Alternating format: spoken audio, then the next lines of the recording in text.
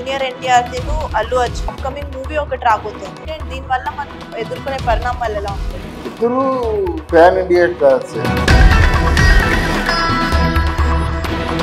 Cinema రాజకీయం అంటారా ఇది?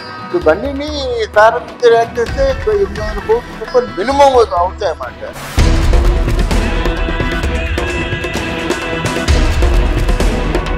ఇద్దరి మధ్యన పోటీ అనేది ఎలా ఉంటుందంటారు? పుష్ప రిలీజ్ అయితే కానీ అంత పరిస్థితి ఏమిటో తెలియదు.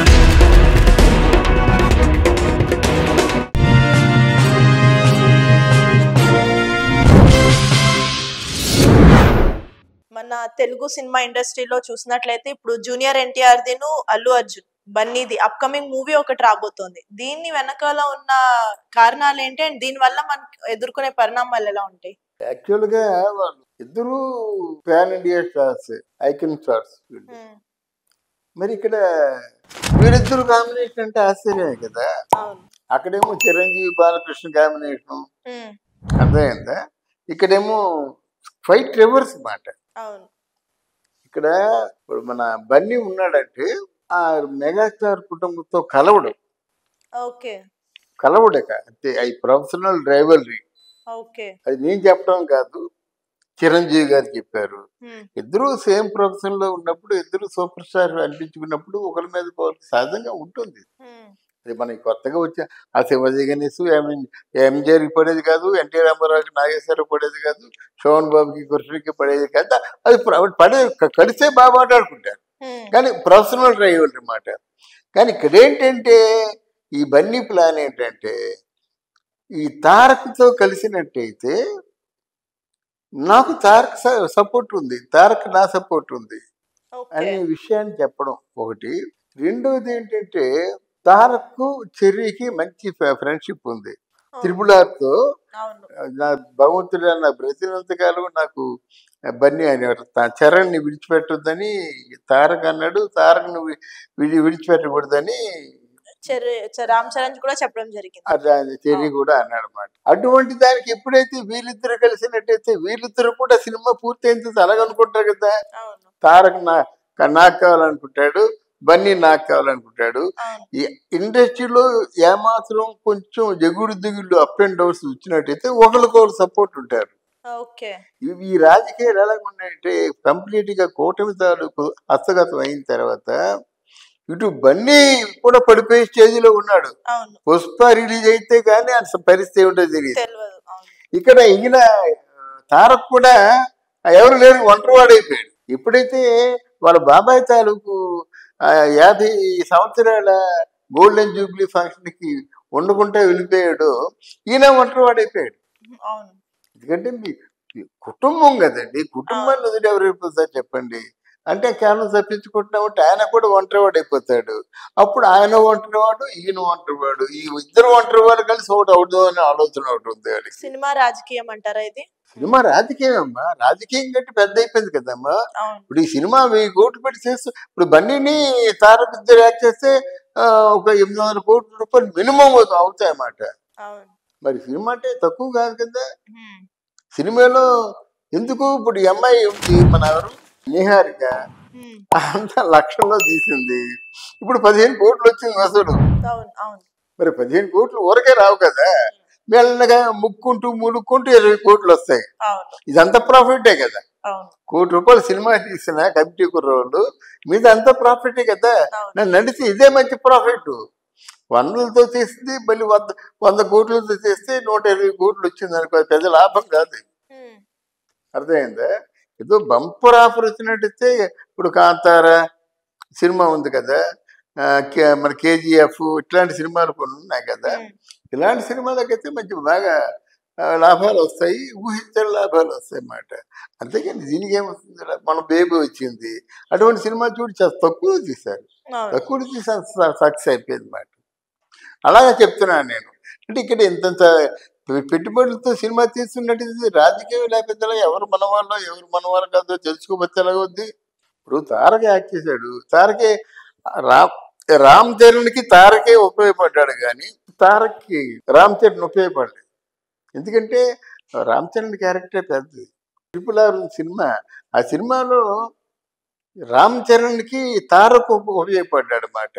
తారక్కే ఉందండి ఆ కొమరం భీముడు అనే పాట తప్ప ఏమి లేదు కదా జనరల్ చెప్పాలంటే. అలా కాకుండా వీళ్ళు క్యారెక్టర్లు డిస్ట్రిబ్యూట్ చేసుకుంటారు. ఇవన్నీ ఉన్నాయి, చాలా వ్యవహారాలు ఉన్నాయి కనుక ఆ అంటే ఉద్దేశంతో నెక్స్ట్ వీళ్ళిద్దరు అవుట్ అవుతున్నారేమో అని అంచనా వేయచ్చు. తప్పేముంది? మరి ఇద్దరి మధ్యన పోటీ అనేది ఎలా ఉంటుందంటారు? ఎవరి మధ్య?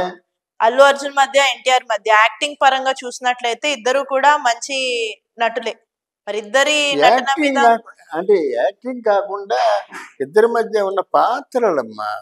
ఏదైనా సినిమాకి కథ ప్రధానం. నేను ఎప్పుడు చెప్పినా చెప్తా, కథలో పాత్రలు కూడా ప్రధానం. అంటే అంతకుముందు మల్టీ స్టారర్ తీసినప్పుడు నాగేశ్వరరావు, రామారావుకి ఇద్దరికీ మంచి పాత్రలు, చెప్పుకోదగ్గ పాత్రలు అన్నమాట. అలా ఉండేవి. శోభన్ బాబు, కృష్ణ పాత్రలు ప్రధానం.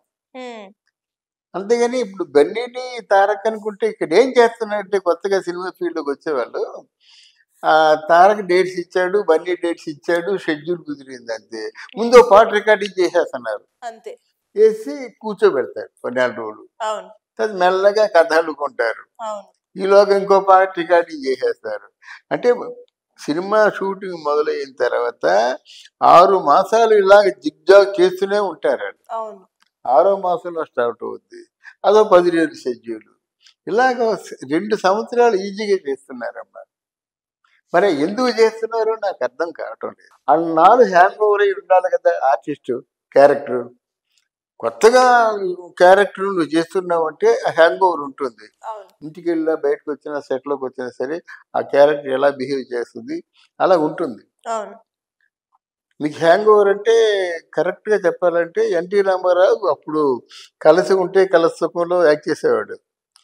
కారులో కూర్చుని అలా పెట్టుకునేవాడు, ఇలాగా కారులోంచి సెట్లోకి వచ్చి ఇలాగే పెట్టుకునేవాడు.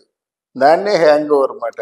అలాగే కమల్ హాసన్ ఒక క్యారెక్టర్ చేస్తే ఆ క్యారెక్టర్ పూర్తయినంత వరకు ఎలా బిహేవ్ చేస్తారు, పాత్రలో లీనమైపోవడం. అలాగే చెయ్యి చూడడం ఇలా ఉండేది అన్నమాట. ఎన్టీ రామారావు అదే సినిమాని మన కమల్ హాసన్ కూడా యాక్ట్ చేశాడు. అలాగే నేను చూసిన వ్యక్తులు, అలాగే మేము మనుషులు అని చెప్పేసి కృష్ణరాజు పోసరాడుగా ఉంటాడు అన్నమాట. ఆ ఇంట్లో ఉన్న పోసరాడుగా ఎలా మాట్లాడు, ఎలాగండో అలాగండో చేసేవాడు, వచ్చిన సెట్లు ఎలాగండో ఆ మ్యానరిజం చేసేవాడు అన్నమాట. ఆ పోసరాడులాగే ఉంటాడు అలామాట. అట్లాంటి హ్యాంగ్ ఓవర్ 2 సంవత్సరాలు మెయింటైన్ చేయాలంటే వాళ్ళకంటే పెద్ద ఆర్టిస్ట్లా అనిపిస్తుంది ఒకసారి. అలాగే అనవసరంగా ఖర్చు పెంచేస్తున్నారు. సినిమా ఉంది, 800 కోట్లు ఉంది, డామ్ అంది, ఏమైంది సినిమా? అలాగే 1000 కోట్లు పెట్టాడు, డామ్ అంది, ఏమైపోతుందని పరిశ్రమ.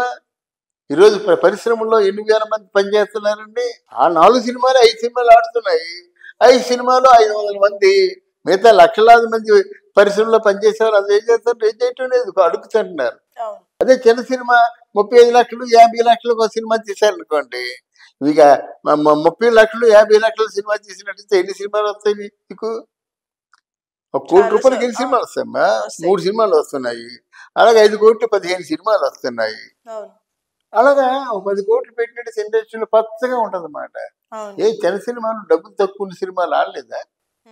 బేబీ ఆడలేదా? ఇప్పుడు ఈరోజు కమిటీ కుర్రోళ్ళు ఆడలేదా? అప్పుడు జాతిరత్నాలు ఆడలేదా?